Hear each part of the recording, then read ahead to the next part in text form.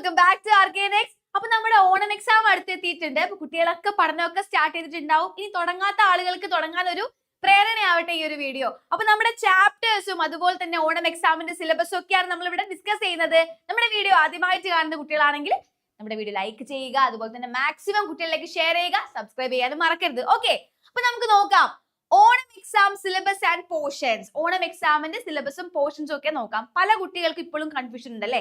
ഇനി ഞാൻ ആദ്യമേ ഒരു കാര്യം പറയാം. ഈ പോർഷൻസ് കറക്റ്റ് ആയിട്ട് കാണാപ്പാഠം പഠിച്ച് അതിന്റെ ആശയം മലയാളത്തിൽ മനസ്സിലാക്കി വെച്ചത് കൊണ്ട് മാത്രം നിങ്ങൾ പാസ്സാവോ?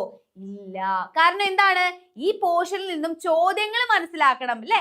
അപ്പൊ അതായത് ഡിസ്കോഴ്സസ് കൂടെ പഠിക്കണം. അപ്പൊ എന്താണ് ഡിസ്കോഴ്സസ്? അതെല്ലാം നമ്മൾ ഈ ഒരു വീഡിയോയിൽ പറയുന്നുണ്ട്. നോക്കാം നമുക്ക്. നമ്മുടെ 2 യൂണിറ്റുകളാണ്, ആദ്യത്തെ 2 യൂണിറ്റുകളാണ് പ്രധാനമായിട്ടും നമ്മുടെ ഓണം എക്സാമിന് ഉള്ളത്. ഓക്കെ, അത് നിങ്ങൾക്ക് എല്ലാവർക്കും അറിയാം. അതില് ജൻഡാ ഊഞ്ചാ രഹേ ഹമാര എന്നുള്ളതാണ് നമ്മുടെ ആദ്യത്തെ യൂണിറ്റ്. ആ യൂണിറ്റിൽ മാതൃഭൂമി എന്നൊരു കവിത, ബേട്ടി കെ നാം എന്ന ജവാബി പത്ര. എന്താണ് ജവാബി പത്ര? മറുപടി കത്താണല്ലേ. ഇത് നോക്കൂ, മേരെ ഭാരത് വാസിയോം എന്നൊരു ഭാഷൺ, നെഹ്റുവിന്റെ ഒരു ഭാഷൺ കൂടെ ഉണ്ട്. അത് ആദ്യത്തെ യൂണിറ്റിലുള്ള ചാപ്റ്റേഴ്സുകളാണ്. രണ്ടാമത്തെ യൂണിറ്റ് നിജ് ഭാഷ ഉന്നതി അഹേ എന്ന യൂണിറ്റിന്റെ പേരാണ് നിജ് ഭാഷ ഉന്നതി അഹേ എന്നുള്ളത്. ആ യൂണിറ്റിലെ സുരിനാമെ പെഹ്ലാദിൻ, ഇതൊരു സഫർനാമ എന്ന് പറയുമ്പോൾ യാത്രാവൃത്താണ് കേട്ടോ. നോക്കൂ, മേരെ ലാൽ എന്ന പദ്, സൂർദാസിന്റെ മേരെ ലാൽ എന്ന പദ്, അതുപോലെ തന്നെ ദോസ്തി ഫിൽമി ഗീത്. അപ്പൊ നിങ്ങൾ കേട്ടിട്ടുണ്ടാവും, ഹേ ദോസ്തി. ആ കവിത തന്നെയാണ് നിങ്ങൾക്ക് പഠിക്കാനുള്ളത്. അതൊരു സിനിമാ പാട്ടാണ് അല്ലെ. അപ്പൊ ആ ഒരു ഫിലിം സോങ് ആണ് നിങ്ങൾക്ക് പഠിക്കാനുള്ളത്. മൻസിൽ കി ഓർ എന്ന പാരിഭാഷിക് ശബ്ദാവലി.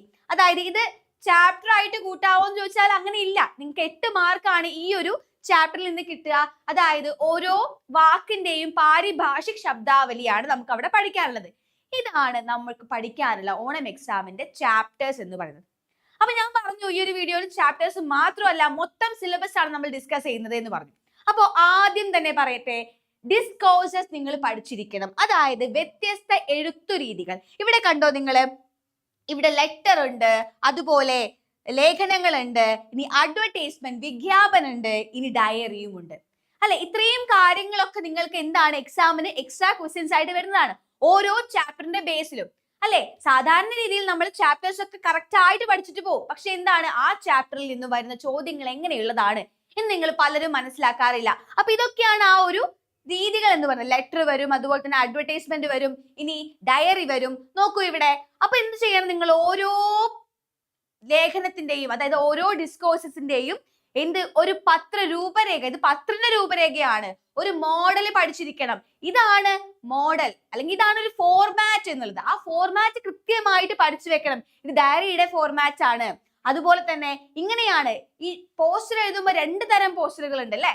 ഒന്നാമത്തെ പോസ്റ്റർ എന്താണ്? സന്ദേശ പോസ്റ്റർ. ഇതൊരു സന്ദേശ പോസ്റ്റർ ആണ്. അതുപോലെ തന്നെ ഇനി ഇതൊരു സൂചനാത്മക പോസ്റ്റർ ആണ്. എന്തെങ്കിലും ഒരു പ്രോഗ്രാം നടക്കുകയാണ്, ആ പ്രോഗ്രാമിന്റെ ബേസിൽ നമ്മൾ ഇന്ന സ്ഥലത്ത് ഇന്ന സമയത്ത് ആരാണ് ഇനാഗുറേഷൻ ചെയ്യുന്നത്, അത് ആ കാര്യങ്ങളൊക്കെ പറഞ്ഞുകൊണ്ട് നമ്മളൊരു ഇൻവിറ്റേഷൻ പോസ്റ്റർ കൂടെ ഉണ്ടാക്കാറുണ്ട് അല്ലെ. അപ്പൊ 2 തരത്തിലുള്ള പോസ്റ്റർ ഉണ്ട്. നോക്കൂ, അപ്പൊ ഇത്രയും കാര്യങ്ങളൊക്കെയാണ് ഡിസ്കോഴ്സസിൽ വരിക. അപ്പൊ പൊതുവെ നമ്മൾ ചെയ്യുന്ന ഒരു കാര്യം, ചാപ്റ്ററിന്റെ കണ്ടന്റ് കൃത്യമായിട്ട് പഠിച്ച് മനസ്സിലാക്കും. ആ ഒരു കാര്യം കവിതയിൽ മാത്രമേ യൂസ്ഫുൾ ആവുകയുള്ളൂ. അപ്പൊ കവിതയുടെ സമ്മറി കറക്റ്റ് ആയിട്ട് പഠിച്ചു വെച്ചാൽ ആ സമ്മറി മാത്രമേ വരുള്ളൂ. പക്ഷേ ഒരു ലേഖനത്തിൽ നിന്ന്, ഒരു കഥയിൽ നിന്നൊന്നും ഇങ്ങനെയുള്ള ചോദ്യങ്ങളല്ല വരിക, സമ്മറി എഴുതാനല്ല വരിക. ആ ലേഖനത്തിൽ ഡയറി വരാം, പത്ര വരാം അല്ലെ, വിജ്ഞാപനം വരാം, ഇങ്ങനെയുള്ള പല പല കാര്യങ്ങളും വരാം. അപ്പൊ ഇതൊക്കെ നിങ്ങൾ മനസ്സിലാക്കണം. ഇത്തരത്തിലുള്ള വീഡിയോസ് ഒക്കെ ഞാൻ വീണ്ടും വരുന്നതാണ്. അപ്പൊ നിങ്ങൾ എല്ലാവരും ഉഷാറായിട്ട് പഠിച്ചോളൂ. ഓണം എക്സാം നമുക്ക് തകർക്കണം. Okay, by.